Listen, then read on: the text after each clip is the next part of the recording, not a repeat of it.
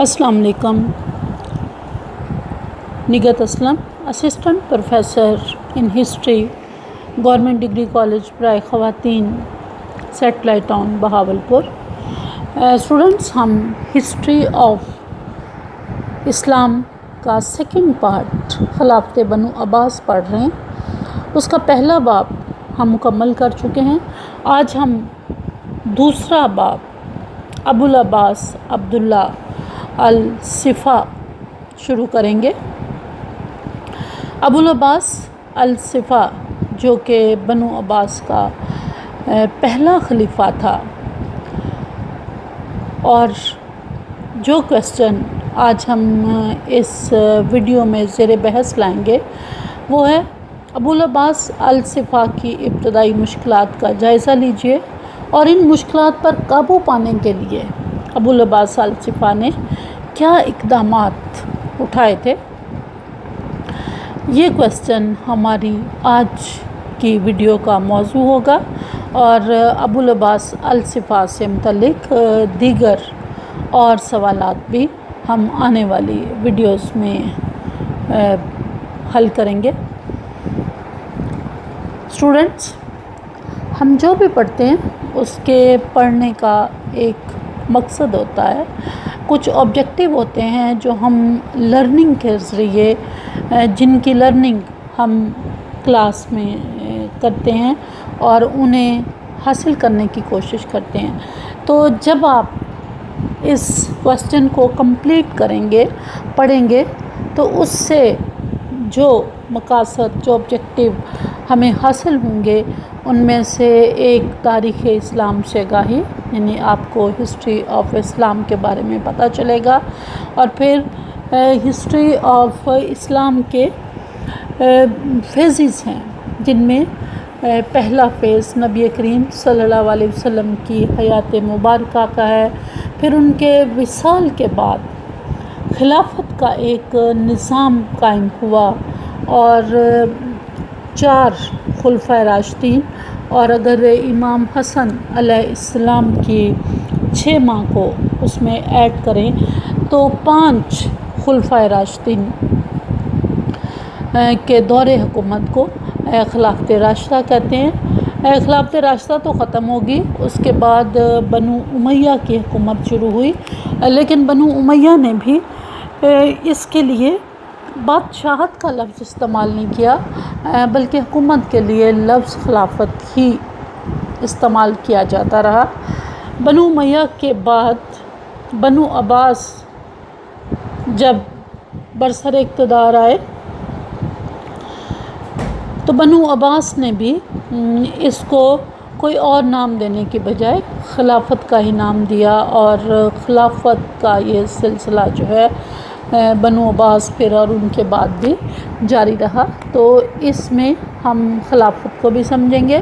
फिर ख़ानदाने बनु अब्बास के बारे में हम पहले जान चुके हैं, फ़र्दर हम इस ख़ानदान के बारे में कुछ और मालूमात भी आप हासिल करेंगे। अब्बासी खिलाफत कैसे कायम हुई इसकी तफसील भी हम पहले पढ़ चुके हैं। फ़र्दर और कुछ तफसील इस लेक्चर में जानेंगे, और फिर ख़ास तौर पर अबुल अब्बास अल सिफ़ा जो कि बनु अब्बास का पहला खलीफा था उसके दौरे हुकूमत का इसमें जायज़ा लिया जाएगा। अबुल अब्बास अल सिफ़ा को अपनी हुकूमत के आगाज़ में जिन मुश्किलात का सामना करना पड़ा, उन मुश्किलात का हम तफसील के साथ जायज़ा लेंगे। ये लेक्चर तकरीबन 1.5 घंटे पर मुश्तमिल होगा। इसमें कुछ ख़ास अल्फाज जिनकी तशरीह की जाएगी, जिनको समझा जाएगा, जिनको की वोकैबुलरी के तौर पर हम देखेंगे। मरवान सानी, उमवी, अल सिफ़ा, अब्बासी दाई। मरवान सानी जो कि बनु उमैया का आखिरी खलीफा था। उमवी, बनु उमैया से इनको उमवी भी, बनु उमैया को उमवी कहा जाता है, और चूँकि ये उमैया की औलाद थे लिहाजा इनको उमवी یا بنو امیہ کہا جاتا ہے، اس کی تفصیل بھی ہم پہلے پڑھ چکے ہیں۔ الصفا، الصفا کا مطلب ہوتا ہے خون ریز۔ تو بنو عباس کے پہلے خلیفہ نے اپنے لیے جو ٹائٹل منتخب کیا وہ تھا الصفا، خون ریز۔ اس نے خلیفہ بننے کے بعد بہت زیادہ خون بہایا، سختی کی، قتل و غارت گری کا بازار گرم کیا، اور خاص طور پر بنو امیہ کو قتل کیا، جس کی وجہ سے اس کو الصفا کہا جاتا ہے۔ عباسی دائی، عباسی دائیوں کے بارے میں بھی ہم پہلے تفصیل کے ساتھ پڑھ چکے ہیں۔ عباسی دائی وہ لوگ تھے جو عباسی تحریک کے کارکن تھے، تو کارکن کو دائی کہا جاتا تھا۔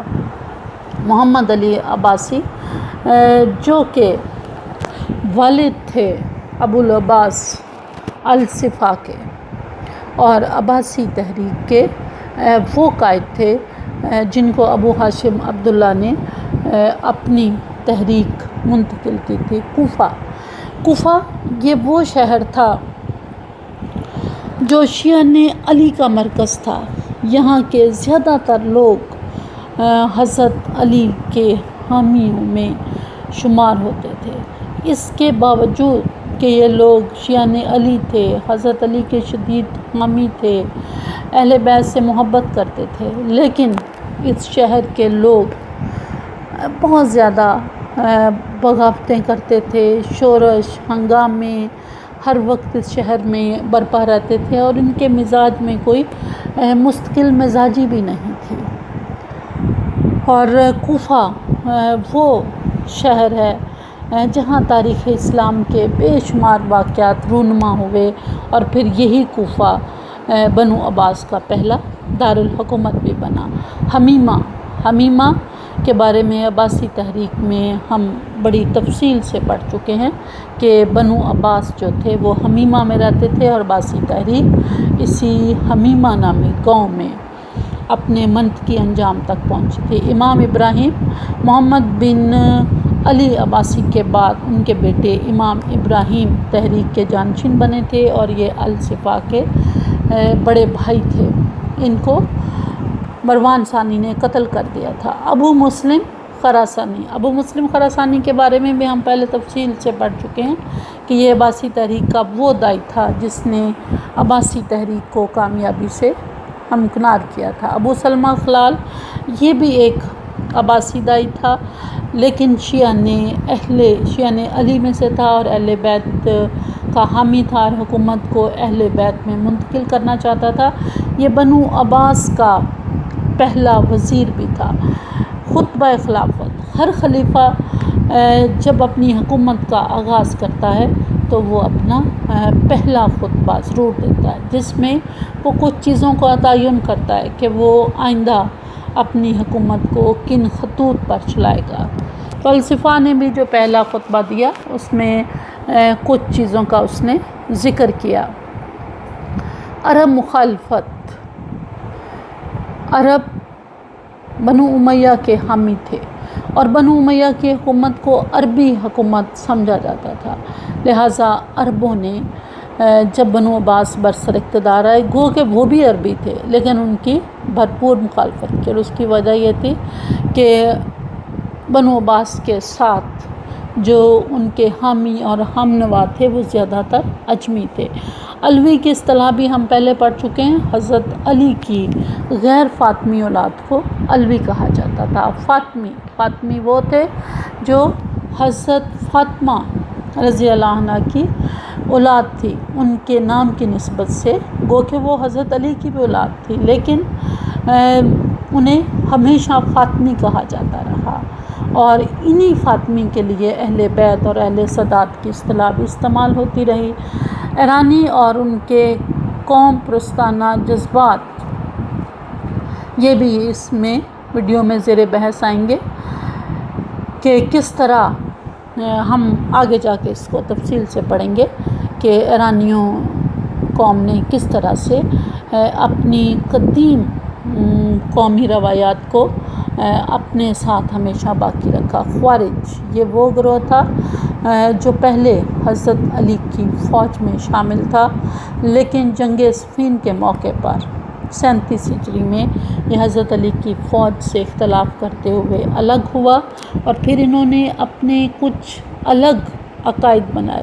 بنیادی طور پر یہ ایک جنگجو گروہ تھا جو ہر حکومت کو غیر شرعی سمجھتے ہوئے اس کے ساتھ لڑنا فرض عین سمجھتا تھا، اور برائی کے خلاف نہ لڑنے کو یہ لوگ گناہ عظیم تصور کرتے تھے۔ خوارج کی پوری تاریخ جنگ و جدل سے بھری ہوئی ہے۔ انتظامی ڈھانچہ، ہر حکومت جب قائم ہوتی ہے تو حکومتیں ہمیشہ ایک خاص ان کا ایک سٹرکچر ہوتا ہے، ان کا ڈھانچہ ہوتا ہے، اور یہی حکومتی ڈھانچہ، انتظامی ڈھانچہ کسی بھی حکومت کو مضبوط کرتا ہے، اسے مستحکم کرتا ہے۔ اگر یہ خراب ہو جائے تو نتیجہ انتشار اور بد امنی ہوتی ہے۔ ہم تھوڑا سا پریویس نالج کے بارے میں بھی اس کو ریویو کرتے ہیں۔ اس سے پہلے ہم تقریباً 7 لیکچر لے چکے ہیں، اور ان 7 لیکچرز میں ہم نے ہاشمی تحریک کے بارے میں پڑھا تھا۔ تو چند کویسچن پھر سے ریوائز کرتے ہیں تاکہ آپ کی میموری جو ہے وہ ریکال ہو، اور انہی چیزوں کو ہم یہاں اس لیکچر کے ساتھ لنک اپ بھی کریں گے۔ قریش میں کون سے 2 خاندان ممتاز حیثیت کے مالک تھے؟ امیہ اور ہاشم کے درمیان دشمنی کا آغاز کیسے ہوا تھا؟ بنو امیہ اور بنو ہاشم کی کشمکش کا دوبارہ آغاز کب ہوا تھا؟ خاندان بنو امیہ کی باقاعدہ حکومت کا آغاز کب ہوا اور ان کا پہلا خلیفہ کون تھا؟ ثانیہ کربلا میں اہل بیت کے ساتھ کیا ظلم ہوا تھا؟ ثانیہ کربلا کے بعد امام زین العابدین نے کیا سیاسی فیصلہ کیا تھا؟ امام زین العابدین کی دستبرداری کے بعد میدان سیاست میں ان کے خاندان میں سے کون سامنے آیا تھا؟ عباسی تحریک کا آغاز کب اور کس نے کیا تھا؟ محمد علی عباسی نے تحریک کی قیادت کب سنبھالی تھی؟ ابو مسلم خراسانی نے کب اور کہاں باقاعدہ طور پر علانیہ عباسی تحریک کا آغاز کیا تھا؟ امام ابراہیم کے بعد ان کا جانشین کون بنا تھا؟ جنگ ذات کب اور کہاں ہوئی تھی؟ بنو عباس کا پہلا خلیفہ کون تھا؟ بنو عباس کا پہلا خلیفہ ابو العباس الصفا تھا۔ ابو العباس الصفا کا تعارف ہم کرتے ہیں۔ آپ اس تصویر میں یہ ایک امیجنری پکچر ہے جو کہ ابو العباس الصفا پہلے عباسی خلیفہ کی ہے۔ تو ابو العباس الصفا کے بارے میں پڑھنے سے پہلے ہم اس کے کچھ ابتدائی حالات کا جائزہ لیتے ہیں کہ یہ کون تھا، کب پیدا ہوا، اور کیسے یہ بنو عباس کا پہلا خلیفہ بنا۔ ابو العباس الصفا کا اصل نام عبداللہ تھا۔ ابو العباس اس کی کنیت تھی اور الصفا اس کا لقب تھا۔ ابو العباس عبداللہ الصفا محمد بن علی عباسی کا بیٹا تھا، لیکن یہ بڑا بیٹا نہیں تھا۔ الصفا کی پیدائش 104 ہجری یا 722 میں حمیمہ میں ہوئی تھی، اور حمیمہ کی تفصیل ہم پڑھ چکے کہ یہ گاؤں تھا جو بنو عباس کو بنو امیہ نے تحفے میں دیا تھا، اور بنو عباس پھر مدینہ چھوڑ کر حمیمہ میں آ کر آباد ہو گئے تھے۔ یہیں پر الصفا پیدا ہوا تھا، اور علی بن عبداللہ وہ پہلے شخص تھے جو سب سے پہلے، یہ عبداللہ بن عباس کے بیٹے تھے جو حمیمہ میں آ کر آباد ہوئے تھے۔ صفا چونکہ حمیمہ میں پیدا ہوا، لہٰذا اس نے اپنی ابتدائی تعلیم بھی حلیمہ میں ہی حاصل کی۔ الصفا پڑھا لکھا انسان تھا، اور اس نے احادیث اپنے بھائی ابراہیم سے، احادیث کا علم اس نے اپنے بڑے بھائی ابراہیم سے حاصل کیا تھا، اور اس کی زبانی، اس کے چچا عیسیٰ بن علی نے کچھ روایات بھی بیان کی تھیں۔ ابو العباس آل صفا کے والد کا نام تو ہم جان چکے کہ محمد بن علی عباسی تھا، اور اس کی والدہ کا نام رائطہ الحارثیہ تھا۔ وہ اپنے 2 بھائیوں سے چھوٹا تھا۔ اس کے بارے میں کہا جاتا ہے کہ جب یہ پیدا ہوا تو ایک عباسی دائی ابو محمد صادق خراسانی ملنے کے لیے آئے عباسی تحریک کے قائد محمد بن علی سے، تو ان دنوں الصفا پیدا ہوا تھا۔ تو یہ صرف 15 دن کا تھا کہ اس کے والد اس کو اٹھا کر لائے اور اپنے دائی سے یہ کہا کہ یہ تمہارا اگلا سردار ہوگا۔ تو صرف 15 دن کے بچے کو اپنے 2 بڑے بیٹوں کو چھوڑ کر انہوں نے سردار منتخب کیا۔ یہی وجہ تھی کہ جب عباسی تحریک کامیاب ہوئی تو بنو عباس نے اس کو اپنا پہلا خلیفہ نامزد کیا۔ الصفا کی خلافت کا آغاز کیسے ہوا، وہ کس طرح سے خلیفہ بنا، اس کی تفصیل ہم جانتے ہیں۔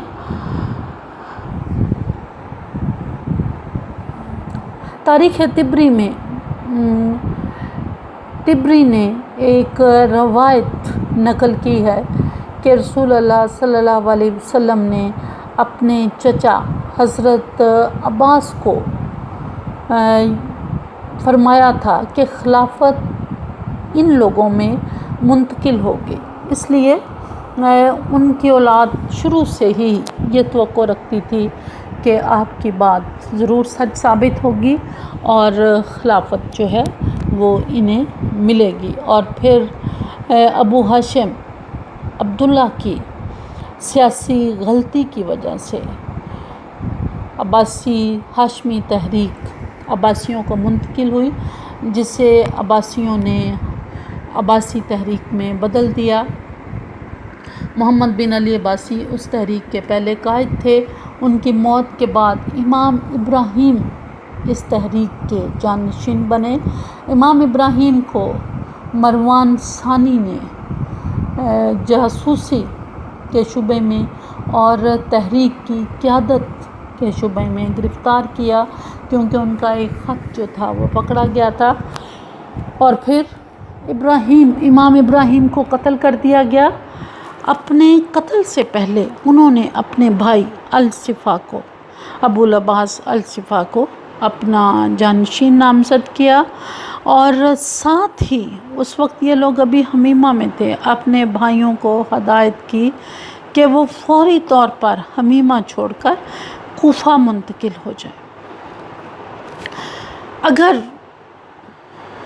یہ دونوں بھائی کوفہ نہ پہنچتے تو اس میں 2 باتیں ممکن تھی۔ ایک تو یہ کہ چونکہ یہ خاندان اب سامنے آ چکا تھا کہ یہ بنو امیہ کے خلاف کسی خفیہ تحریک کی سربراہی کر رہے ہیں، لہٰذا یقیناً امام ابراہیم کے قتل کے بعد مروان ثانی ان دونوں بھائیوں کو بھی یا پھر پورے خاندان کو ہی ختم کروا دیتا۔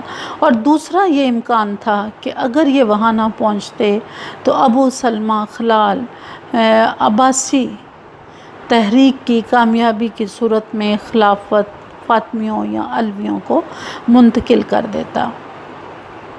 لہٰذا یہ لوگ فوراً حمیمہ سے کوفہ منتقل ہوئے، اور یہیں پر ابو مسلم خراسانی جو ان کا بہت بڑا دائی تھا، اس کو جب پتہ چلا کہ یہ لوگ کوفہ آئے ہیں تو وہ بھی فوراً کوفہ آیا، اور کوفہ آتے ساتھ ہی اس نے الصفا کی بیعت کر لی۔ ابھی اس کو الصفا نہیں کہا جاتا تھا، بلکہ یہ ابو العباس عبداللہ کے نام سے جانا جاتا تھا۔ جیسے ہی ابو مسلم خراسانی نے بیعت کی تو اس وقت وہاں جتنے بھی دائی موجود تھے یعنی عباسی کارکن تھے، سب نے بغیر کسی ہچکچاہٹ کے اور تحمل کے بیعت کر لی۔ لیکن ابو سلمہ خلال اس نے بیعت کرنے میں ہچکچاہٹ کا مظاہرہ کیا، لیکن بالآخر اس نے بھی تاخیر سے کی، لیکن الصفا کی بیعت کر لی۔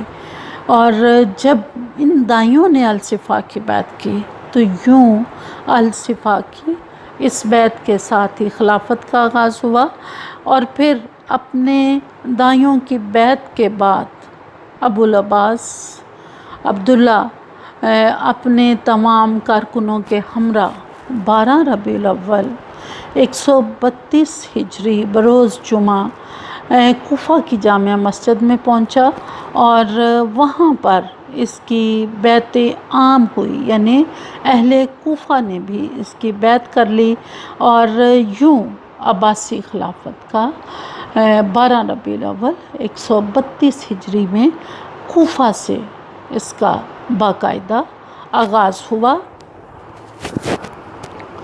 خلیفہ بننے کے بعد الصفا نے اپنا پہلا خطبہ دیا، اور یہ خطبہ اس نے کوفہ کی اسی جامع مسجد میں دیا تھا جہاں پر اس کی بیعت ہوئی تھی۔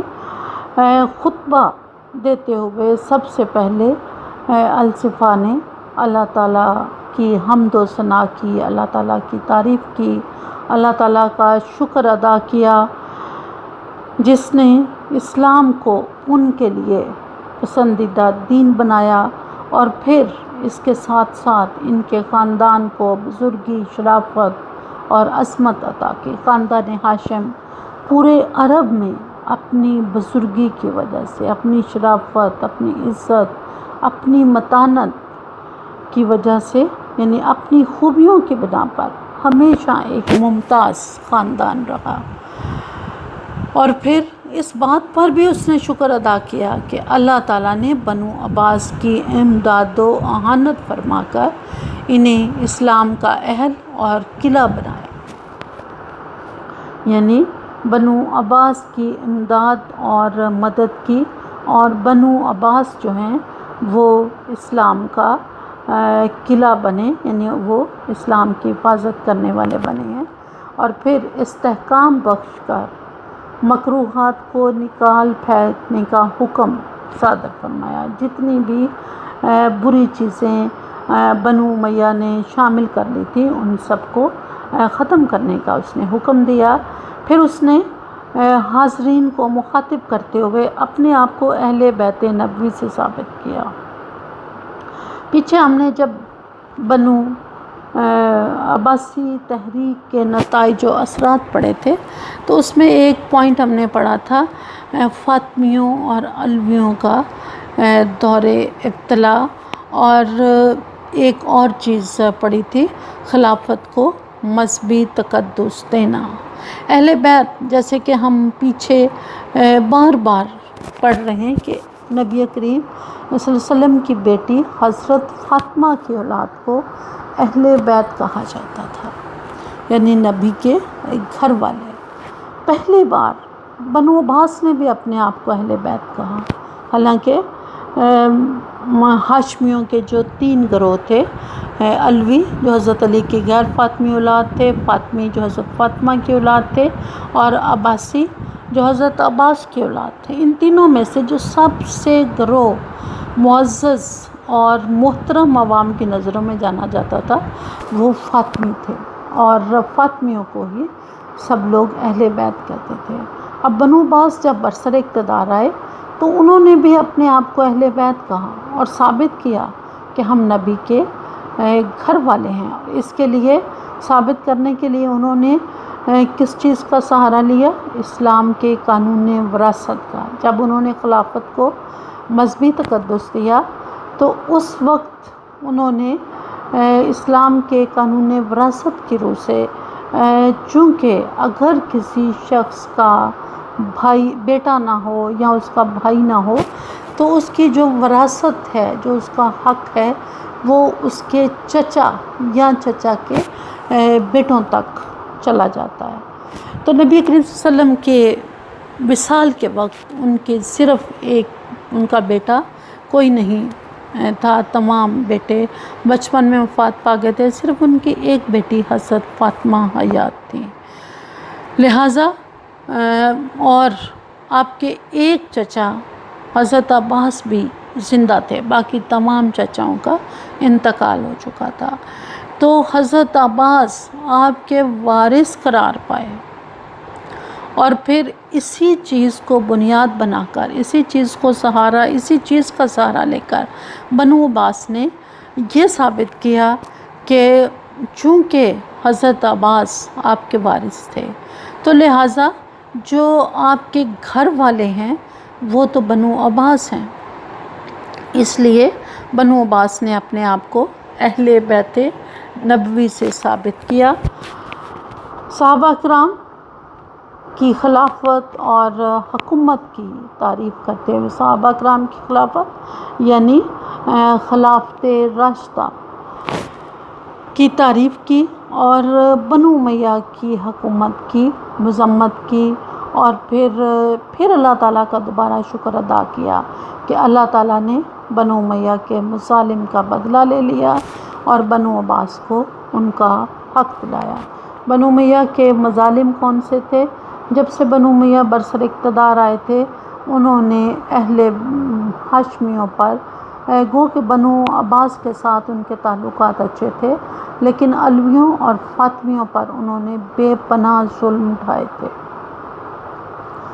ثانیہ کربلا ہوا، اور ثانیہ کربلا کے بعد بھی ظلم و ستم کا سلسلہ رکا نہیں۔ زید بن علی کو شہید کیا گیا اور اس خاندان کو ہمیشہ سب و شتم کا نشانہ بنایا گیا۔ بنو عباس کے ساتھ بنو امیہ کے تعلقات اچھے تھے لیکن کبھی کبھار کچھ مواقع پر کافی زیادہ خراب ہوئے، اور امام ابراہیم کے قتل کے بعد یہ تعلقات پھر دوبارہ کبھی اچھے نہ ہو سکے، اور بنو عباس کو ان کا حق دلایا تاکہ وہ لوگوں کی مدد کریں جو بنو امیہ کے جور و ستم سے کمزور ہو گئے تھے۔ یعنی بنو عباس کو اللہ تعالیٰ نے اس لیے حق دیا ہے کہ جن جن لوگوں پر بنو امیہ نے ظلم کیا تھا بنو عباس اب اس کا بدلہ لیں۔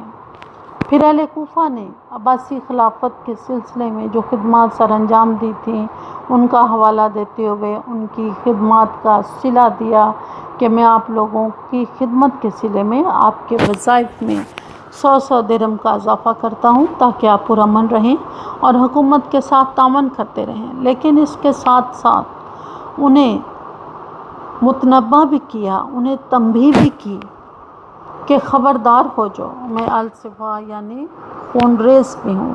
پہلے بھی ذکر کیا کہ اہل کوفہ کے مزاج میں مستقل مزاجی نہیں تھی، وہ بڑی جلدی اپنے حاکموں سے اکتا جاتے تھے اور پھر بغاوت کرتے تھے، اور کوفہ شورشوں اور بغاوتوں کا مرکز تھا، اور پورے بنو امیہ کے دور میں اہل کوفہ نے ہمیشہ ان کے خلاف کوئی نہ کوئی بغاوت کا علم بلند کیے رکھا۔ تو ان کی اسی فطرت کو دیکھتے گو کہ اب وہ بنو عباس کے ساتھ تھے لیکن بنو عباس جانتے تھے کہ یہ زیادہ دیر تک کسی کا ساتھ نہیں دے سکتے، اور اس سلسلے میں اہل کوفہ کی تاریخ کچھ اچھی نہیں تھی۔ اگر ہم ان کے پس منظر ماضی میں نظر دوڑائیں تو وہ حضرت علی کے ہمیشہ ساتھ ہوتے تھے لیکن راستے میں ہی انہیں چھوڑ جاتے تھے۔ امام حسن کے ساتھ بھی وہ چلے لیکن راستے میں ہی انہیں چھوڑ آئے۔ امام حسین کو بھی انہوں نے خط لکھ کر بلایا لیکن پھر انہیں تنہا چھوڑ دیا اور وہ کربلا میں اپنے 72 ساتھیوں سمیت شہید ہو گئے۔ عبداللہ بن زبیر کا بھی انہوں نے ساتھ دیا لیکن عین موقع پر ان سے الگ ہو گئے، یعنی کبھی بھی یہ کسی کا ساتھ نہیں دیتے تھے اور بغاوت کرنا ان کی فطرت میں تھا، لہٰذا انہیں خبردار کیا کہ میں خون ریز ہوں۔ خون ریز کی اصطلاح پہلی بار الصفا نے اپنے خطبہ خلافت کے موقع پر استعمال کی تھی، یعنی لوگوں کو ڈرایا تھا کہ میں خون بھی بہاؤں گا۔ پھر اس کے بعد عوام الناس کو یعنی عام لوگوں کو یہ یقین دلایا گیا کہ اب امور خلافت قرآن و سنت اور عدل و انصاف کے مطابق طے کیے جائیں گے۔ اس سے پہلے بنو امیہ کے بارے میں یہ گمان کیا جاتا تھا عوام میں کہ ان کی حکومت قرآن و سنت کے مطابق نہیں ہے، اور کچھ ان کے بے شمار ایسے اقدامات تھے، کچھ نہیں، کافی سارے ایسے اقدامات تھے جو کہ اس بات کو ثابت بھی کرتے تھے۔ اور پھر عدل و انصاف کا تصور بنو امیہ کے دور میں بہت ہی کم تھا۔ حکومت کی بنیاد ظلم و ستم پر رکھی گئی، اور بنو امیہ نے، چونکہ لوگ بنو امیہ سے نفرت کرتے تھے، اور ثانیہ کربلا کے بعد تو لوگوں کی نفرت میں بے پناہ اضافہ ہوا۔ کبھی بھی بنو امیہ کو عوامی پسندیدگی کا درجہ نہ مل سکا۔ جب لوگ ان کے مخالف تھے تو اس کا انہوں نے ایک ہی علاج اور حل ڈھونڈا کہ لوگوں پر زیادہ سے زیادہ ظلم کیا جائے۔ ایسے گورنر تعینات کیے گئے جو ظلم پر ہی یقین رکھتے تھے، جیسے حجاج بن یوسف۔ تو جب حکومت کی بنیادی ظلم پر ہوگی تو عدل و انصاف کہاں سے ملے گا؟ اس لیے بنو عباس نے واضح کیا کہ اب ظلم پر مبنی حکومت نہیں ہوگی اور نہ ہی غیر شرعی حکومت ہوگی۔ تمام امور حکومت قرآن و سنت کے مطابق طے کیے جائیں گے، لوگوں کو عدل و انصاف دیا جائے گا۔ اس دن الصفا بیمار تھا، اسے بخار تھا، لہٰذا وہ جلدی اترا، اور اس کا باقی ماندہ خطبہ جو تھا اس کے چچا داؤد بن علی نے پورا کیا، اور اس نے بھی لوگوں کو خلافت عباسیہ کے قیام اور اس کی اہمیت پر روشنی ڈالتے ہوئے لوگوں کو پھر سے تاکید کی کہ وہ بنو عباس کی اطاعت کریں۔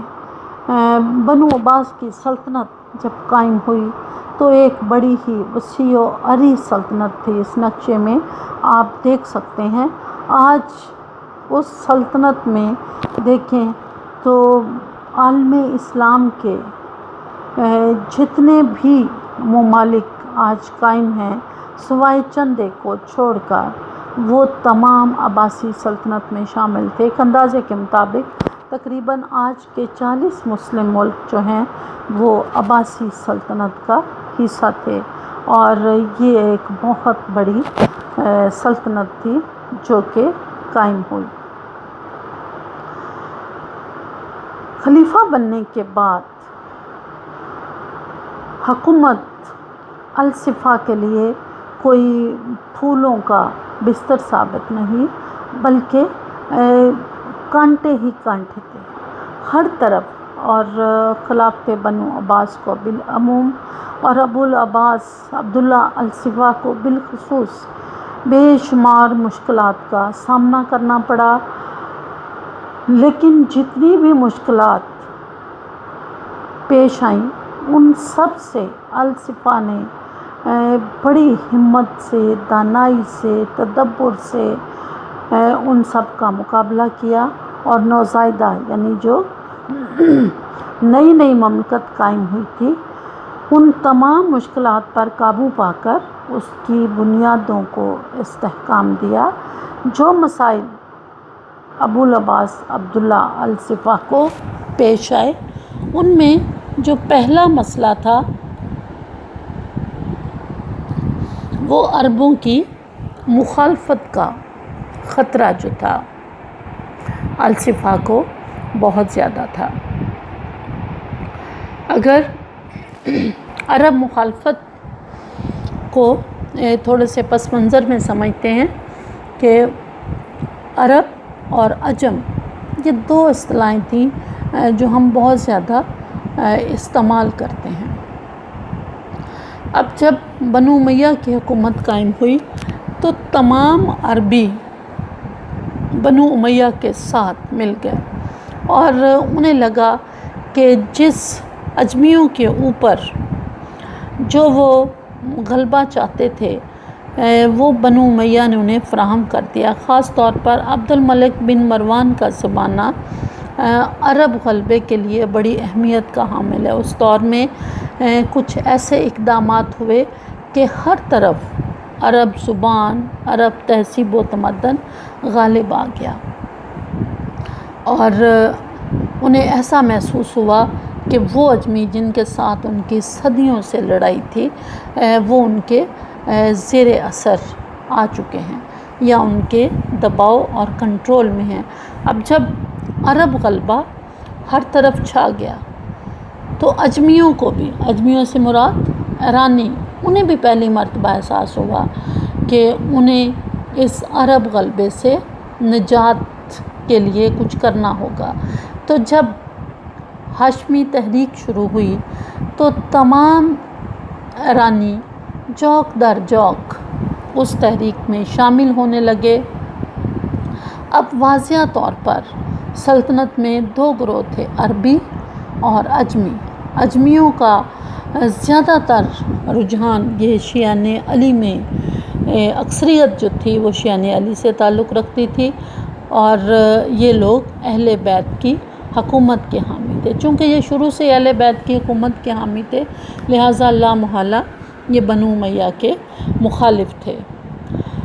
تو جب بنو امیہ کی حکومت ختم ہوئی اور مروان ثانی کی موت واقع ہو گئی تو اس کا چاہیے تو یہ تھا کہ اس کے تمام دیگر سپہ سالار، گورنر جو ہیں وہ بھی سرنڈر کر جاتے ہیں، لیکن ابھی تک انہیں ایک موہوم سی امید تھی کہ اگر وہ تمام عرب قبائل کو اکٹھا کر لیں اور بنو عباس پر حملہ کریں تو ہو سکتا ہے کہ وہ کامیاب ہو جائیں۔ لہٰذا یمنی، مزری اور ربیہ قبائل جو تھے وہ جن کے آپس میں بے پناہ اختلافات تھے وہ پھر اکٹھے ہونے لگے اور مختلف علاقوں میں بنو عباس کے خلاف بغاوتوں کا ایک سلسلہ شروع کیا گیا۔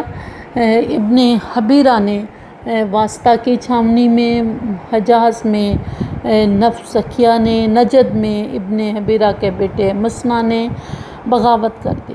موصل کے عوام نے بھی عباسی گورنر محمد بن سول کو وہاں سے نکال دیا۔ شام، کنسرین، ہوران اور بلقا کے علاقے عرب طاقت کا مرکز بن گئے اور پھر سندھ جو اس بنو امیہ کے دور میں فتح ہو چکا تھا، وہاں بھی منصور بن جمہور نے عباسی خلافت کو تسلیم کرنے سے انکار کر کے سندھ کو خود مختار حکومت وہاں بنانے کی کوشش کی۔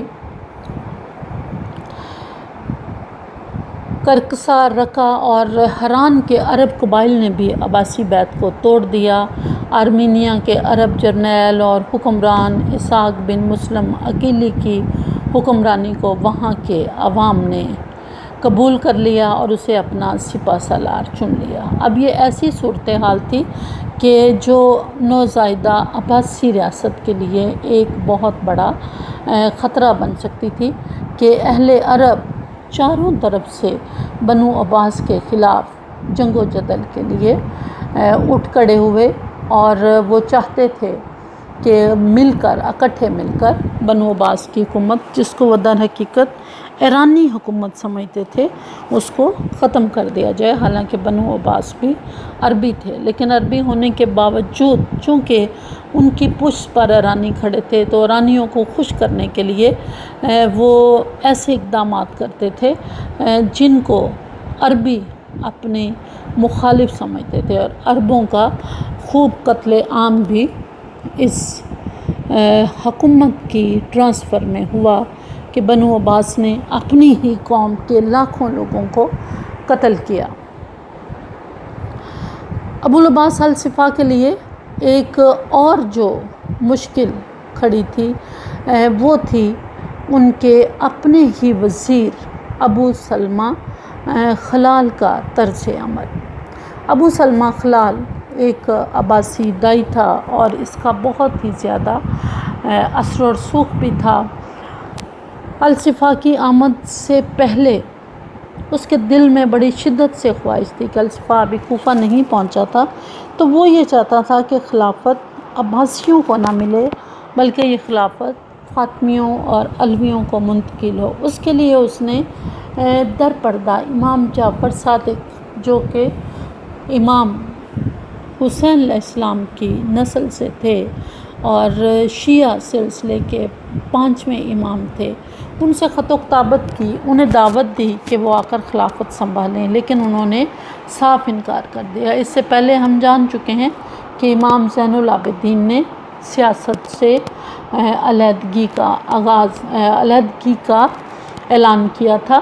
امام زین العابدین کے بعد ان کے بیٹے امام باقر نے بھی اپنے آپ کو ہمیشہ عملی سیاست سے علیحدہ رکھا، اور پھر ان کے بیٹے امام جعفر صادق، امام باقر کے بیٹے امام جعفر صادق تھے، انہوں نے اپنے آپ کو عملی سیاست سے ہمیشہ الگ رکھا اور تزکیہ نفس کی طرف اپنا تمام دھیان دیا۔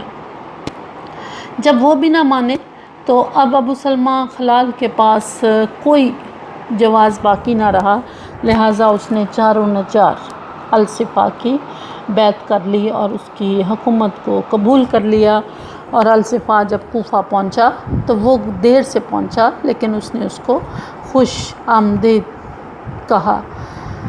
اس کے دیر سے آنے پر اور دیر سے بیعت کرنے پر الصفا کو بڑا رنج تھا، اس سے شاکی بھی تھا، لیکن اس کے ساتھ ساتھ وہ جانتا تھا کہ دائیوں کے اندر اس کا اثر و رسوخ بہت زیادہ ہے، اور خاص طور پر کوفہ میں ابو سلمہ خلال کا بہت زیادہ اثر تھا، لہٰذا تمام پر اختلافات کے باوجود الصفا نے ابو سلمہ خلال کو وزارت کا عہدہ تفویض کیا، لیکن وزیر بننے کے بعد بھی وہ ہمیشہ عباسی اثر و رسوخ کو ختم کرنے اور اس کے سد باب کے لیے وہ کوئی نہ کوئی بہانہ ڈھونڈتا رہا کہ کوئی ایسا طریقہ ہو بنو عباس کی حکومت ختم ہو جائے اور اس کی جگہ فاطمیوں یا علویوں کی حکومت قائم ہو، کیونکہ وہ شیعہ علی میں سے تھا اور حضرت علی کا بہت ہی زیادہ حامی تھا۔ علویوں کی سرگرمیاں بھی ابو العباس الصفا کے لیے بڑی مشکلات پیدا کر رہی تھیں۔ علویوں کے بارے میں اب ہم جان تو چکے ہیں کہ یہ حضرت علی کی غیر فاطمی اولاد تھے۔ تحریک انہوں نے شروع کی تھی اور آخری وقت تک عباسی انہیں یقین دلاتے رہے کہ جیسے ہی تحریک کامیاب ہوگی خلافت انہیں ہی ملے گی، لہٰذا وہ اسی زوم میں بیٹھے رہے کہ تحریک کامیاب ہوگی تو عباسی خلافت انہیں منتقل کر دیں گے، لیکن جب انہیں خلافت نہ ملی تو وہ بڑے سخت مایوس ہوئے، اور اس مایوسی میں خود ان کا اپنا اور ان کے حامیوں کا رد عمل ایک یقینی امر تھا کہ وہ کچھ نہ کچھ ضرور کریں گے۔ ابو العباس الصفا اس ساری صورتحال سے آگاہ تھا، اور خاص طور پر ابو سلمہ خلال جو عباسیوں کا اپنا وزیر تھا، وہ ہر وقت علویوں کی پذیرائی کرنے، ان کی حکومت کو ویلکم کرنے کے لیے تیار تھا۔ اب اس صورتحال میں اگر فوری طور پر علوی جو کہ عباسیوں کا اپنا ہی خاندان تھا، بنو ہاشم میں سے تھے، ان کے ساتھ بھی جنگ و جدل شروع ہو جاتی تو یہ بات عباسی خلافت کے لیے کسی صورت بھی بہتر نہیں تھی۔ تو اس بات کی ضرورت تھی کہ کسی نہ کسی طرح علویوں کو حکومت کے خلاف سرگرمیوں سے روکا جائے، تو اس کے لیے الصفا نے ایک خاص طریقہ کار اختیار کیا جس کا ہم ذکر آگے جا کر کریں گے۔ بہرحال علوی سب سے بڑا خطرہ جو ہے وہ بنو عباس کے لیے ثابت ہو سکتے تھے۔ الصفا کے لیے ایک اور مشکل ایرانیوں کے قوم پرستانہ جذبات بھی تھے۔ ایرانی بڑی ہی قدیم قوم تھی۔ ایرانی وہ قوم تھی جو صدیوں سے تہذیب و تمدن کی دل دادا، اور جن میں تہذیب و تمدن اپنے عروج پر پہنچا تھا۔ ایرانیوں نے دارا جیسے بادشاہ کا تعلق اس قوم سے تھا۔ اس کے علاوہ نوشیروان، خسرو اور ذوالقرنین، یہ تمام وہ بادشاہ تھے جو کہ ایران سے تعلق رکھتے تھے، اور ایرانی ہر ایک فنون لطیفہ میں، معاشرت میں، معیشت میں، ہر ایک چیز میں ایرانی کلچر اپنے اسلام سے بہت پہلے اپنے بام عروج پر پہنچ چکا تھا۔ ہر ایک زندگی کے پہلو میں ایرانی اپنے آپ کو عربوں سے بدتر، عربوں سے بہت بہتر سمجھتے تھے، اور عربوں کو وہ ان کے لیے بدو کی اصطلاح جو ہے وہ استعمال کرتے تھے۔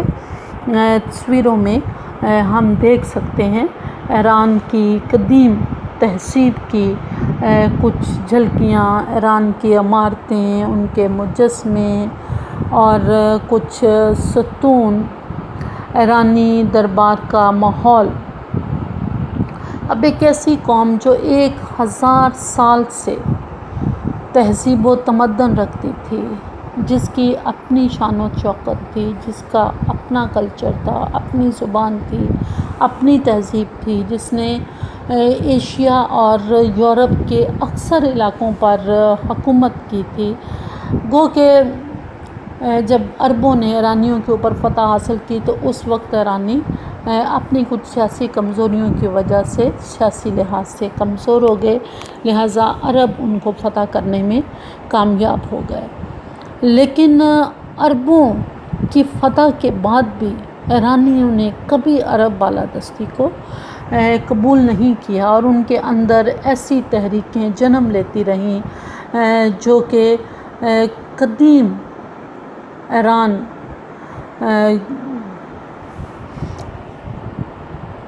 یہ تحریکیں ایرانی قوم پرستی کے جذبہ سے سرشار تھیں، اور یہ چاہتی تھیں کہ ملک سے عربوں اور عربوں کی تہذیب کو سرے سے مٹا دیں۔ ایرانیوں نے اسلام بھی قبول کیا، لیکن مجوسیت کے زیر اثر ابھی تک وہ اپنے سابقہ ماضی سے جو کہ آتش پرستی پر مبنی تھا، اس سے اپنی جان نہیں چھڑا سکے تھے۔ اسلام قبول کرنے سے پہلے ایرانیوں کا مذہب جو تھا آتش پرستی تھا، یعنی ایرانی آگ کی پوجا کرتے تھے۔ زرتشت ان کا وہ نبی تھا جس نے 6 صدی قبل مسیح میں آتش پرستی کو وہاں پر رواج دیا تھا، اور تمام آتش پرستوں کو مجوسی بھی کہا جاتا تھا۔ یہ لوگ مسلمان تو ہوئے، لیکن اپنی پرانی تہوار، رسم و رواج، اپنی پرانی تہذیب پر یہ ہمیشہ فخر کرتے تھے۔ اور پھر فردوسی جو ایران کا بڑا عظیم شاعر سمجھا جاتا ہے، اس نے ایک کتاب لکھی شاہ نامہ۔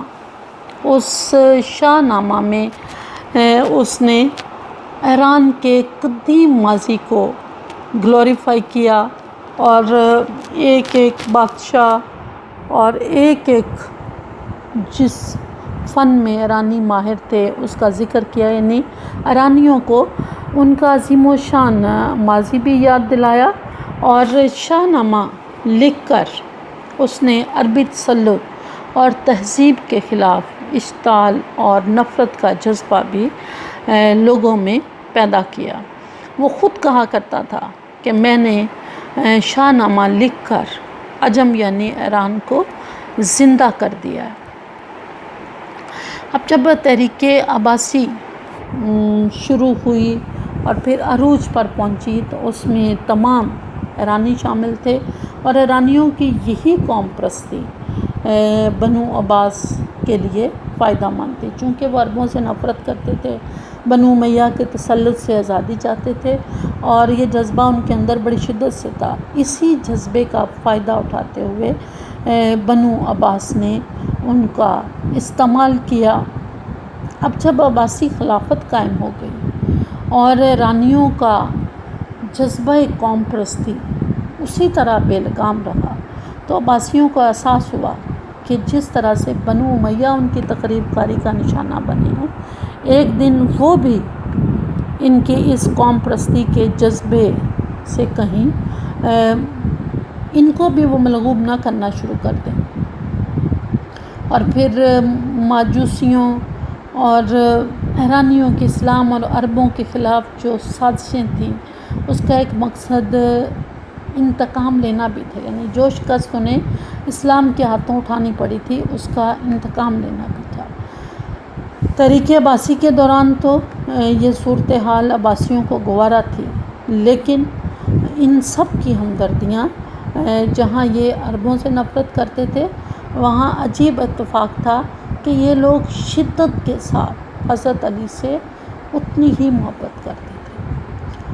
تو علویوں اور فاطمیوں کے ساتھ حضرت علی کی محبت کی وجہ سے ان کی ساری ہمدردیاں ان کے ساتھ تھیں، اور ان کی یہ ہمدردی، یہ شدت عباسی تحریک کے لیے کسی وقت بھی نقصان دہ ہو سکتی تھی۔ اس لیے ضروری تھا کہ ایرانیوں کے جو قوم پرستانہ جذبات ہیں کہیں مستقبل میں عباسیوں کے لیے خطرہ نہ بن جائے، ان کے روک تھام کرنا بڑا ضروری تھا، لیکن یہ اتنا آسان نہیں تھا جتنا کہ الصفا سمجھ رہا تھا۔ خوارج کی مخالفت بھی بنو عباس کا ایک بہت بڑا مسئلہ تھا۔ الصفا کا خوارج وہ گروہ تھا جو حضرت علی کی فوج سے جنگ صفین میں الگ ہوا تھا، اور ان کے عقیدے کے مطابق ہر وہ حکومت جو غیر شرعی ہو اس کے خلاف جہاد کرنا، جنگ کرنا لازمی تھا۔ بنو امیہ کے پورے دور میں یہ بنو امیہ کے خلاف برسر پیکار رہے، لیکن جب عباسی تحریک چل رہی تھی تو انہوں نے عباسیوں کے ساتھ کسی قسم کا کوئی جھگڑا نہیں کیا، اور عباسی خلافت کے قیام کے بعد جب عباسیوں نے لوگوں پر بے دریغ ظلم کرنا شروع کیا، لوگوں کو قتل کرنا شروع کیا، تو خوارج نے پھر اس ظلم کے خلاف آواز بلند کرنی شروع کی۔ چونکہ یہ لوگ بہادر تھے اور خوارج اپنے مقصد کی خاطر لڑتے تھے، فتح حاصل کرنا ان کا مقصد نہیں ہوتا تھا، ان کا مقصد یہی ہوتا تھا کہ ظلم کے خلاف آواز بلند کی جائے، جس کو وہ حق سمجھتے تھے اس کا ساتھ دیا جائے۔ لہٰذا انہوں نے اپنے سردار جلندی کی قیادت میں عباسیوں کے خلاف عمان کے علاقے میں سرگرمیاں شروع کر دیں، اور خلفائے بنو عباس کو اب اس خطرے کا بھی تدارک کرنا تھا۔ خوارج وہ گروہ تھا جس نے لڑتے لڑتے بنو امیہ کو اتنا کمزور کر دیا تھا کہ آخری اموی خلیفہ جب بنو عباس آگے بڑھ رہے تھے، خراسان پر قبضہ کر رہے تھے، تو اس وقت وہ خوارج کے خلاف لڑنے میں مصروف تھا، اور نصر بن سیار نے جب اس سے مدد مانگی تھی تو اس نے صاف انکار کر دیا تھا کہ میں کوئی مدد نہیں کر سکتا، جو کچھ تم سے ہو سکتا ہے وہ کرو۔ تو خوارج اگر بنو امیہ کو کمزور کر سکتے تھے تو یقیناً بنو عباس کو بھی خوارج کمزور کر سکتے تھے، لہٰذا یہ ایک مستقل خطرہ بنو عباس کے سامنے تھا۔ انتظامی ڈھانچہ بالکل ٹوٹ پھوٹ چکا تھا، یعنی انتظامی ڈھانچہ کی ٹوٹ پھوٹ بھی بنو عباس کا ایک بہت بڑا مسئلہ تھا۔ اموی خلافت جب قائم ہوئی تو اس کے آخری سالوں میں ہر طرف جنگ و جدل اور انتشار برپا تھا۔ اس جنگ و جدل کا نتیجہ یہ ہوا کہ نظم و نسق کا تمام شعبہ ٹوٹ پھوٹ کا شکار ہو گیا۔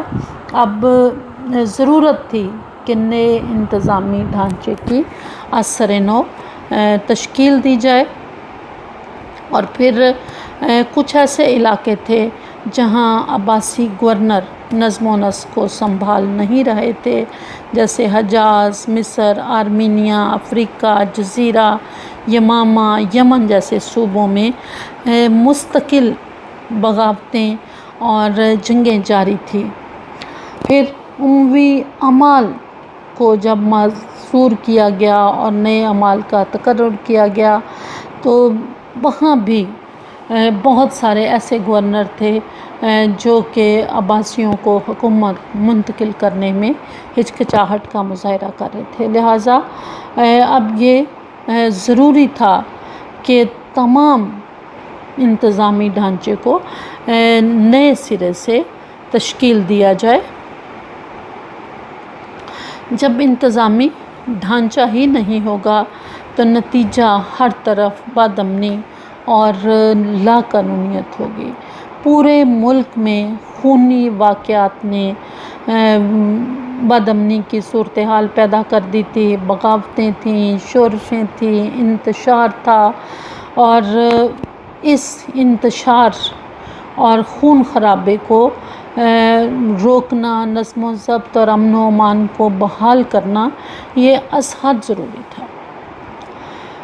جب تک نظم و ضبط اور امن و امان بحال نہ ہوتا عباسی حکومت کو استحکام نہیں مل سکتا تھا، اور یہ اس لیے بھی ضروری تھا تاکہ امن قائم کر کے، استحکام پیدا کر کے دنیا کو یہ پاور کرایا جا سکے کہ بنو عباس اب اس ملک کے حقیقی حکمران ہیں اور ان کی موجودگی میں کسی اور تبدیلی کا کوئی امکان نہیں ہے۔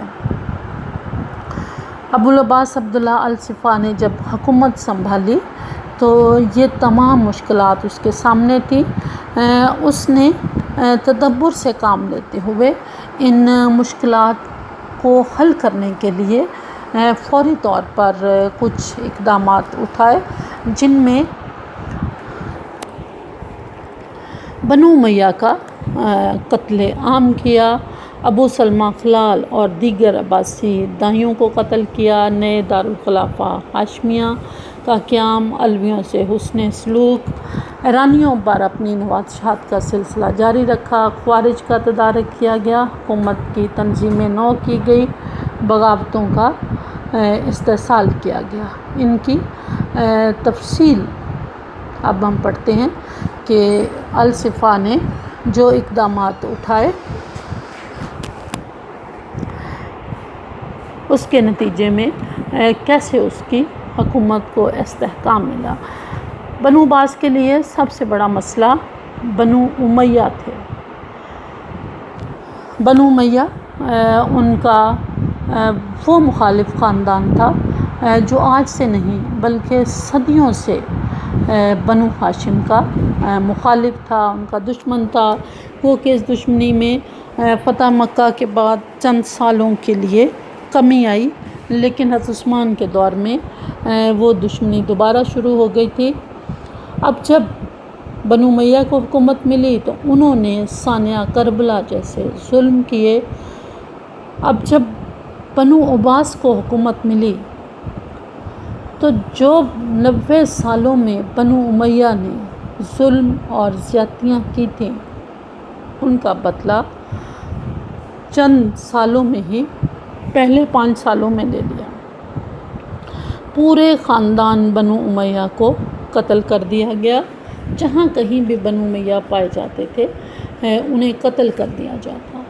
90 لوگوں کو ابوالعباس الصفا کے چچا عبداللہ بن علی نے، چونکہ شام میں بنو امیہ بہت زیادہ تھے، 90 شہزادوں کو معافی دے دی، اور معافی دینے کے بعد جب وہ کھانے پر ان کو بلایا گیا تو ایک شاعر نے کچھ ایسے شعر پڑھے کہ عبداللہ بن علی کو پھر طیش آ گیا، اور اس نے جوش انتقام میں ان 90 اموی لوگوں کو ڈنڈوں سے پٹوایا اور ان کی نیم بسمل تڑپتی ہوئی لاشوں پر بیٹھ کر کھانا کھایا۔ جب زندہ لوگوں سے بنو عباس کی آتش انتقام ٹھنڈی نہ ہوئی تو انہوں نے بنو امیہ کی قبریں اکھڑوا لیں۔ صرف عمر بن عبدالعزیز اور امیر معاویہ کی قبر کو چھوڑا گیا، باقی تمام بنو امیہ کی قبریں اکھیڑی گئیں، ان کی ہڈیوں کو، قبروں کو اکھیڑنے کے بعد ان کی ہڈیوں کو جلا دیا گیا۔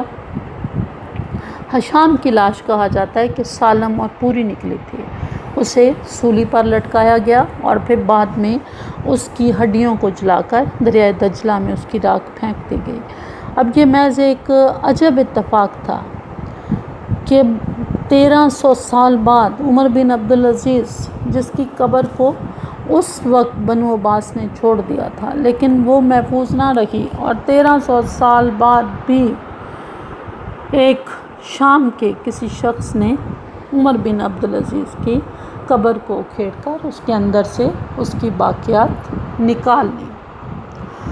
صرف ایک اموی شہزادہ عبد الرحمن اپنی جان بچانے میں کامیاب رہا اور وہ یہاں سے بھاگ کر اندلس چلا گیا، جو اس وقت ایک صوبہ تھا اسلامی حکومت کا۔ اس نے اندلس کو عباسی سلطنت سے الگ کر کے وہاں اپنی ایک حکومت قائم کی، جس کو بنو امیہ اندلس میں کہا جاتا ہے۔ تقریباً 300 سال تک یہ حکومت قائم رہی اور تہذیب و تمدن اور علم و حکمت میں اس حکومت نے بڑی ہی اپنی یادگار اور انمنٹ نقوش چھوڑے ہیں۔ خاص طور پر قرطبہ جو بنو امیہ کا دارالحکومت تھا، اسے ڈائمنڈ آف دا ورلڈ یعنی دنیا کا ہیرا کہا جاتا تھا۔ اندلس کو آج کل اسپین کہا جاتا ہے۔ اور یوں بنو امیہ کو ختم کر کے بنو عباس نے اپنے سب سے بڑے مخالف اور حریف سے اپنی جان چھڑائی، اور ساتھ ساتھ جو بنو امیہ کے حامی تھے انہیں بھی یہ باور کرا دیا کہ بنو عباس ہی اب عرب کا مستقبل ہیں، بنو امیہ ختم ہو چکے۔ اس کے علاوہ ابو سلمہ خلال اور دیگر عباسی دائی جو کہ بنو عباس کے خلاف علویوں اور فاطمیوں کی مدد کر رہے تھے اور چاہتے تھے کہ ان کی حکومت قائم ہو، انہیں بھی شروع میں تو انہیں وزیر بنایا گیا، لیکن بعد میں ان کو بھی قتل کیا گیا۔ عباسی تحریک شروع دن سے ہی آل محمد اور اہل بیت کے نام پر اٹھائی گئی تھی، اور یہ امید رکھی جاتی تھی کہ جب یہ تحریک کامیاب ہوگی تو عباسی اور علوی برسر اقتدار آئیں گے۔ لیکن اور تمام شیعان علی اسی امید پر اس تحریک میں شامل ہوئے تھے۔ عباسیوں نے بڑی دور اندیشی سے قائم لیا تھا اور اپنے جذبات کا کبھی بھی انہوں نے اظہار نہیں ہونے دیا کہ کامیابی کی صورت میں وہ کیا کریں گے۔ لہٰذا جب کامیابی ہوئی اور مطلوبہ منصوبہ اس میں وہ بھی پورے کا پورا بدل گیا، اور وہ قیادت جو علویوں اور فاطمیوں کو ملنی تھی ان کے بجائے عباسیوں کو ملی، تو ایک شدید رد عمل دائیوں کے اندر پیدا ہوا۔ وہ دائی جو علویوں کے لیے جد و جہد کر رہے تھے اور نظریاتی لحاظ سے وہ سب شیعان علی تھے، ان کے اندر بڑا ہی شدید رد عمل پیدا ہوا۔ ان میں ان سب کو ابو سلمہ خلال لیڈ کر رہا تھا، اور اس میں ایک بہت بڑے دائی سلیمان بن کثیر، ابو مسلم خراسانی، شریک بخاری اور ابن بسام، یہ سب علویوں کے ہم نوا تھے، لیکن عباسی خلافت کو وہ روک نہ سکے۔ اب وہ چاہتے تھے کہ کسی نہ کسی طرح علویوں کو یہ حکومت منتقل کی جائے۔ اگر وہ در پردہ کسی سرگرمی میں مصروف بھی تھے تو ظاہر نہیں کر رہے تھے، ان کی ان در پردہ سرگرمیوں کی وجہ سے عباسیوں نے مشکوک سمجھتے تھے۔ اب شروع میں یہ بہت مشکل تھا کہ اپنے تمام دائیوں کے ساتھ وہ جنگ و جدل شروع کریں، لہٰذا مصلحت کو پیش نظر یا دور اندیشی کے پیش نظر الصفا نے جب منصب وزارت شروع کیا تو اس پر سب سے پہلے ابو سلمہ خلال، جس کا کوفہ میں اور دائیوں کے اندر بہت زیادہ اثر و رسوخ تھا، اسے وزیر مقرر کیا، لیکن وزیر بنانے کے بعد بھی وہ اس سے مطمئن نہیں تھا، اس کی سرگرمیوں پر نظر رکھتا تھا۔ ابو جعفر منصور نے اسے بہت اپنے بھائی کو مشورہ دیا، ابو جعفر منصور ولی عہد بھی تھا، کہ اس کو قتل کروا دو، لیکن وہ اکیلا یہ کام نہیں کرنا چاہتا تھا۔ پھر اس نے ابو عباس الصفا اور بنو عباس، جب بھی قتل و غارت گری کرنی ہوتی تھی تو وہ ابو مسلم خراسانی سے کام لیتے تھے، اور ابو مسلم خراسانی کا عباسیوں کی زندگی میں وہی رول تھا جو حجاج بن یوسف کا بنو امیہ کی حکومت میں تھا۔ حجاج نے بنو امیہ کی حکومت کی خاطر ہر ظلم و ستم لوگوں پر روا رکھا، اور پھر اس کا اپنا انجام بھی اچھا نہیں ہوا تھا۔ الصفا کے داماد اور بھتیجے کو بنو امیہ نے گدھے کی کھال میں سی کر اور اذیتیں دے کر قتل کیا تھا۔ یہ محمد بن قاسم تھا جس نے سندھ بھی فتح کیا تھا، اور یہی انجام ابو مسلم خراسانی کا بھی ہوا، لیکن ابھی وہ گو کہ مطمئن وہ ابو مسلم خراسانی سے بھی نہیں تھے، لیکن قتل و غارت گری کے لیے ہمیشہ اسی سے ساتھ مانگا جاتا تھا، اور کہا جاتا ہے کہ ابو مسلم خراسانی نے 6 لاکھ لوگوں کو قتل کیا تھا۔ لہٰذا ابو مسلم خراسانی نے قتل کی رائے دے دی، اور داؤد بن علی نے صفا کو مشورہ دیا کہ وہ خود اسے قتل نہ کرے اور علانیہ بھی قتل نہ کرے، بلکہ ابو مسلم کے ذریعے ابو سلمہ کو قتل کروائے۔ لہٰذا ابو سلمہ کو ابو مسلم خراسانی نے حمام میں نہاتے ہوئے قتل کروا دیا، اور یہ مشہور کر دیا کہ اسے خوارج نے شہید کیا ہے، اور یوں اپنے سب سے بڑے مخالف سے الصفا نے اپنی جان چھڑائی۔ ابو سلمہ خلال کے قتل کے بعد دیگر دائی جو تھے وہ بھی خوفزدہ ہو گئے، کچھ تو قتل کر دیے گئے، اور جو باقی بچے وہ بنو عباس کے وفادار ہو گئے۔ اہل کوفہ سے خود کو دور کرنے کے لیے، اور اہل کوفہ کے مزاج کو بنو عباس سمجھتے تھے کہ وہ کسی وقت بھی بغاوت کر سکتے ہیں، وہاں شیعان علی بہت بڑی تعداد میں ہیں، اور کسی بھی صورت یہ موضوع نہیں تھا۔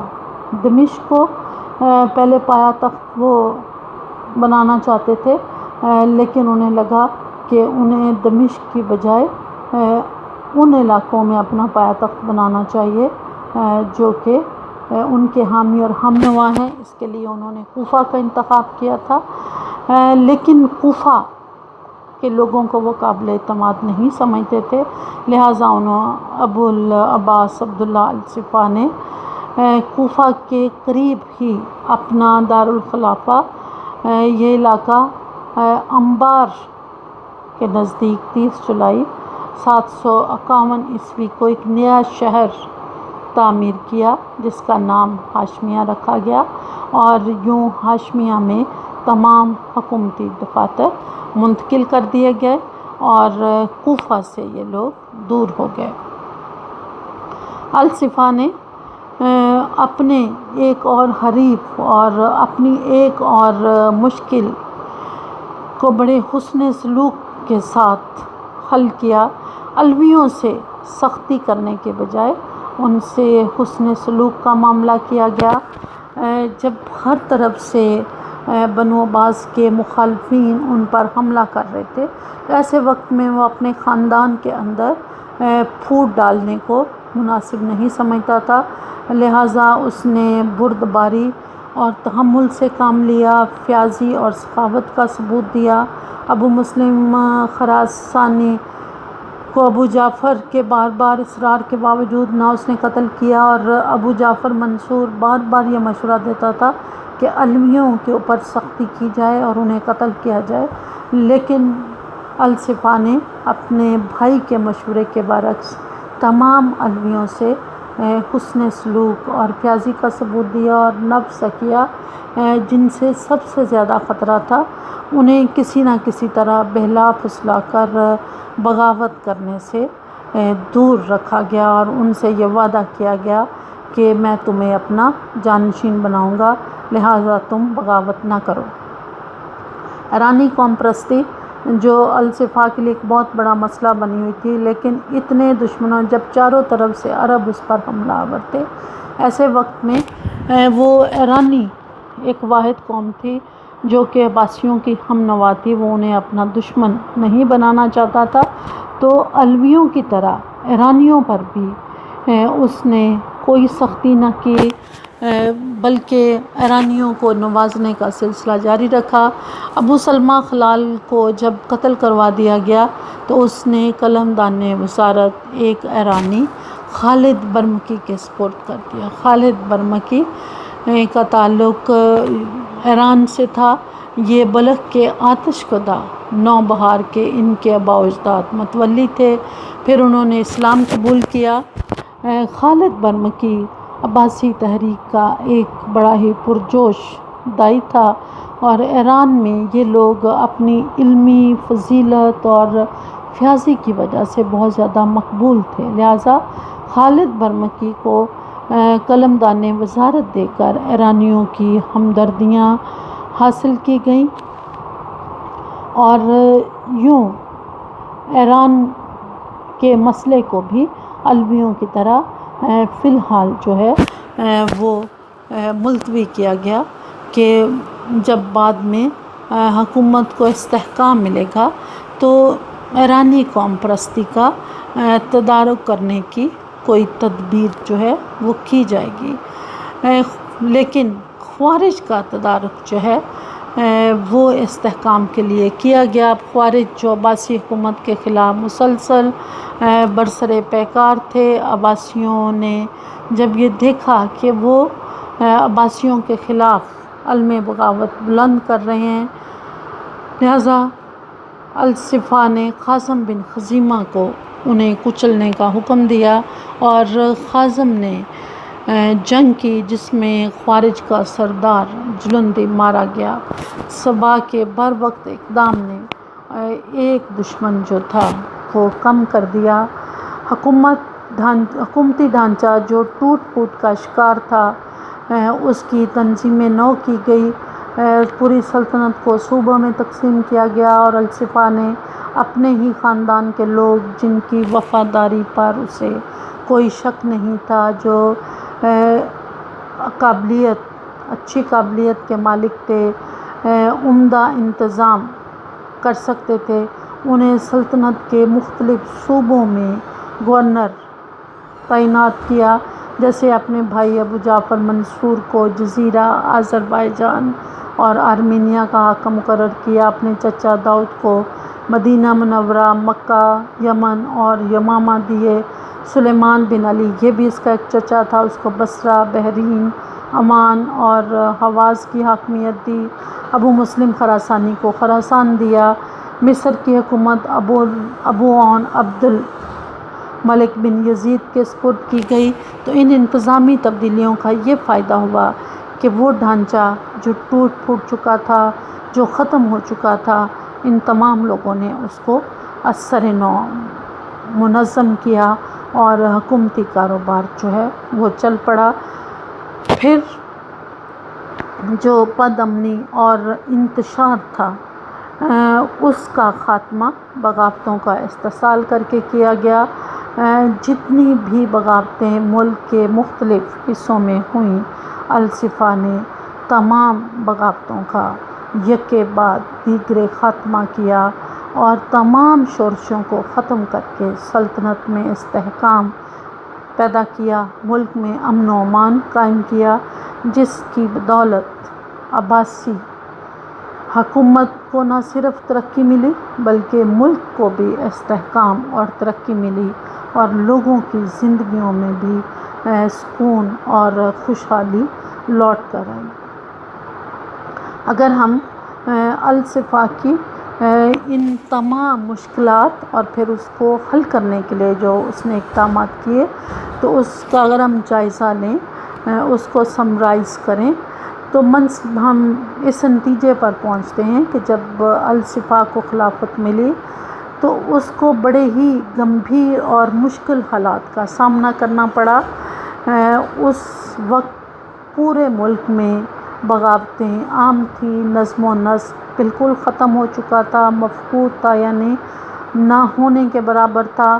اور جب نظم و نسق نہیں تھا، امن و امان نہیں تھا، تو ظاہر ہے کہ خزانہ بھی خالی ہونا تھا۔ ٹیکس تو تبھی ملتا ہے جب ملک میں کوئی نظم و نسق اور کوئی حکومت کام کر رہی ہوتی ہے۔ پورے ملک میں بے چینی تھی، اور پھر مخالف قوتیں بھی میدان عمل میں تھی۔ ان مخالف لوگوں میں اموی بھی تھے، علوی بھی تھے، علویوں کے حامی اور ہم نوا بھی تھے، خوارج بھی تھے، ایرانی ایک طرف اپنی قوم پرستی کا جھنڈا اٹھائے ہوئے تھے۔ تو ان تمام مشکل اور مخدوش حالات میں الصفا نے بڑا تدبر، ہوشمندی، حوصلہ، آہنی عزم اور سخت گیر اقدامات کر کے بغاوتوں کو ختم کیا، سازشوں کا کلا کما کیا، فتنوں کے دروازے بند کیے، اور پہلے بانی خلیفہ کی حیثیت سے ملکی نظم و نسق میں ٹھہراؤ اور یقین پیدا کیا، اور انتشار کا سر کچل کر خلافت عباسی کی صورت میں عالم اسلام کو ایک مضبوط مرکز فراہم کیا، جو 500 سال تک دنیا اسلام کی شرازہ بندی، علمی اور تہذیبی ترقی کا باعث بنا۔ یعنی اس نے عالم اسلام کو جوڑے رکھا، اور مسلمانوں نے جو علمی اور تہذیبی ترقی کی وہ بنو عباس کے انہی 500 سالوں میں کی، جس کی تفصیل ہم آگے جا کر پڑھیں گے۔ انہی عظیم کارناموں کی بدولت ابو العباس الصفا کو خلافت عباسیہ کا پہلا معمار اور بانی قرار دیا جاتا ہے۔ شکریہ۔